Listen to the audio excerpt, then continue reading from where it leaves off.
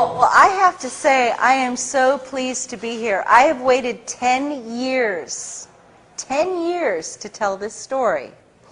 I remember after 9/11 when my CIA handler, Richard Fuse, told me that there really wasn't going to be much of a 9/11 investigation. And we were going to try to keep the people calm. That's what he said. We're going to keep them calm. And I said, what do you mean? He said, well, we don't really need them to know everything that we were doing before 9/11. And I said, well, why? What do you think is going to happen when they find out that you didn't tell them the truth? Why don't you just tell them the truth right now? And he said, well, that's not really what they want to do. So I had, I had different ideas. I will tell you straight off the bat that right after 9/11, my CIA handler received a $13 million payoff from the 9/11 investigation that was supposed to be money used for the Iraqi, to secure Iraq's cooperation. And I ended up getting indicted on the Patriot Act. I was the second non-Arab American ever indicted on the Patriot Act after Jose Padilla. And my crime was in opposing terrorism and going to Congress, and I had spoken to the staff of Senator John McCain and Senator Trent Lott, and I had pounded them. I called their chiefs of staff, their legislative directors, and their foreign policy people, and I said, I'm an asset who covered Iraq and Libya at the United Nations, and I have a story to tell, and you need to hear what I have to say. And within 30 days, I am not making this up, this is actually, thanks to the Patriot Act, all of my phone calls to these offices are taped by the FBI, so I can actually prove that they occurred. And I have the dates, I have the actual phone conversations on tape. And within 30 days of those conversations, I woke up to hear the FBI pounding at my door. And I got up out of bed and I looked out the window, and there are men in flak jackets in my porch. And I opened the door, and they come into my house, and they're like, Ms. Susan, and the FBI agent is shaking. He's shaking. And he said, you are Susan Lindauer, you are hereby notified, you are under arrest on the Patriot Act. And I said, what? You have the right to remain silent, anything you say, etc., etc. He read me my Miranda rights, and I was just like, what are you talking about? I'm making coffee. You know, I'm not a bank robber, I'm not a drug dealer, I'm not a murderer. I haven't broken any laws that I can think of, and I have no idea what you say that I've done. He said, well, your attorney will explain it to you later on. Okay? Okay. That began a 5-year indictment, 5-year nightmare on the Patriot Act. I was never taken to trial. In 5 years, I was allowed 1 morning of testimony with 2 witnesses. The 2 witnesses were a former chief of staff for a congressional member of Congress, and my old friend Park Godfrey, who verified the 9/11 warnings that I'm going to talk about tonight. And I'm going to tell you, and then I'm going to let you guys ask a lot of questions, and I know you're going to have a lot of questions. I'm going to do my best to answer as honestly as I can. I do not have all the answers, but I will tell you up front that I believe there was both the hijackings, and that does not mean that I'm right and you're wrong. I believe there were both hijackings and a controlled demolition scenario, and I'll explain to you how the whole thing fits together. And you may disagree, and that's okay if you disagree with me. But I can tell you, but when you hear what I have to say, you'll understand why I've reached this conclusion. So I believe both of them happened, okay? And it's also very important for you to know that as the 10-year anniversary of 9/11 comes up, no offense, but you guys have no idea what actually happened. This is like the lies are so much bigger than what you know. And it's so much deeper, and it's so much more tragic once you have the truth.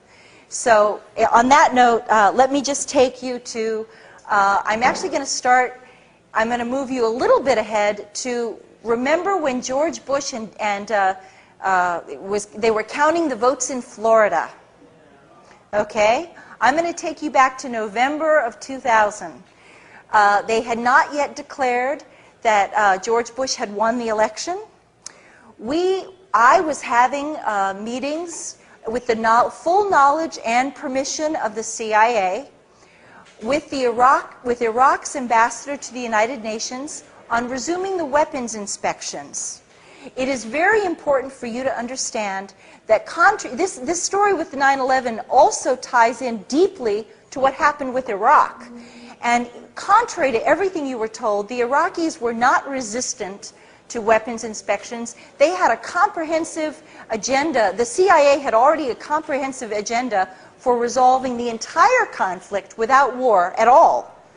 And it involved weapons inspections, cooperation with anti-terrorism, and major financial contracts for U.S. corporations, and oil.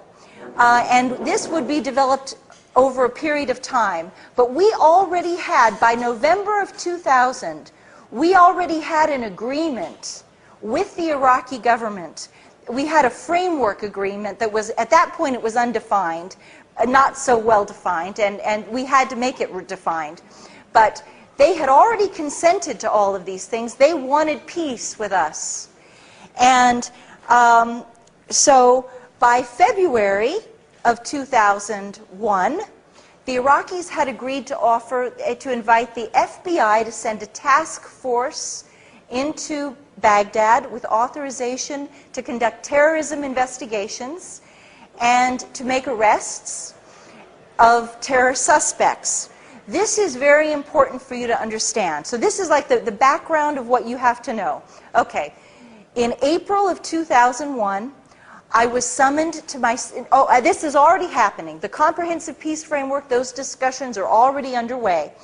And I am, at this point, the chief asset covering the Iraqi embassy and the Libya house, both of them, I do both of them, and Yemen and Syria and Egypt and Malaysia. But Iraq and Libya are my primary countries. And so I'm a back channel, which means that the U.S. government gives me messages to give the Iraqis, and then the Iraqis give me messages to give to Washington. So I know everything. Every single conversation is going through me.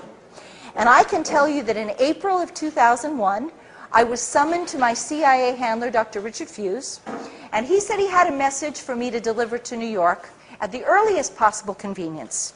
And the message was this: we are looking for information on a conspiracy to hijack airplanes. We expect the target to be the World Trade Center. We think they're going to fly the airplanes into the World Trade Center. And we want the Iraqis to provide it's called actionable intelligence. Actionable intelligence is a name, an airport hub, a flight number, something that's going to help us identify who they are, where they're meeting, what their nationalities are, anything like this. And he gives me a message, and he says, we want this information, and I want you to tell the Iraqis that if they fail to give us this information, and if it is later determined that they knew the information and they did not give it to us, then the United States is prepared to go to war with Iraq. Okay, this is April of 2001. Well, I went up to New York, and we were in the middle of these great negotiations. We already had an invitation. From February of 2001, we have an invitation for the FBI to come to Baghdad. So I go up to New York. I'm very pleasant. I'm very polite. There's no reason to be nasty with these people. They want peace. I say, hey, could you please send a message to Baghdad? We'd like this information. If you come across anything, Saddam had been one of our best sources on terrorism throughout the 1990s. Iraq hated terrorism because they believed that they hated Islamic jihadis. He did. Whether you like Saddam or not, whether you hate Saddam or not, he hated Islamic conservatives. He was convinced that they would take advantage of the crumbling of authority in Baghdad under the sanctions, and that they would then try to overturn his government, and the poverty of the people from the sanctions would fuel this problem, would help overturn his government. So he wanted to help us at every turn keep these people, from becoming too powerful. Okay, and so we knew this. So when I go to New York in April of 2001, I'm very friendly, and I say, hey, look, could you send the message to Baghdad? Let them know we're looking for this. Thanks. And the message from the Iraqis in April of 2001 is, hey, send the FBI. We've already agreed to send we've already invited you to send the FBI. Come on. Tell them, just bring them on. Sure. Wow, you didn't know that, did you? Okay, so I go back to Washington, and I get a phone call from Richard. He said, come down to my office. I want to hear what they said. I go down, I said, oh, I was real polite. Yeah, I gave him a message, sure. He said, I didn't tell you to be nice. I told you to tell those, this is going to be on television, right? This is going to be like, okay, well, I'll soft pedal what he said. He was like, you go back to, you stupid goddamn blankety. I told you to tell those SOB MFers, God, GD, blah, blah, blah, screaming, circling me around his conference. I'll never forget it. Circling his conference desk, ranting and raving, waving his arms around. He didn't do that very often. He does not have that kind of personality. He's a very calm man, and he feels that if you're really angry at somebody, then the more calm you are, the more dangerous you are. That's CIA. He's old school CIA. Okay, so he's screaming now. And I go back, he's like, you go back to New York and you deliver the message exactly the way that I told you to deliver the message. And I said, well, Richard, I don't want them to think I'm threatening them because, I believe in negotiations and conflict resolution. He said, no, I don't want them to think you are threatening them. And he said, I don't want them to think I am threatening them. I want you to tell them this threat of war originates at the highest level of government, above the CIA director, and above the Secretary of State. That it would be 3 men, President George Bush, Vice President Dick Cheney, and Secretary of Defense Donald Rumsfeld, and no one else. Those are the 3 people who are threatening war. And I want to be really clear about the message that I was ordered to give them. We demand that you turn over any actionable, any fragment of intelligence outlining a conspiracy involving airplane hijackings and a strike on the World Trade Center.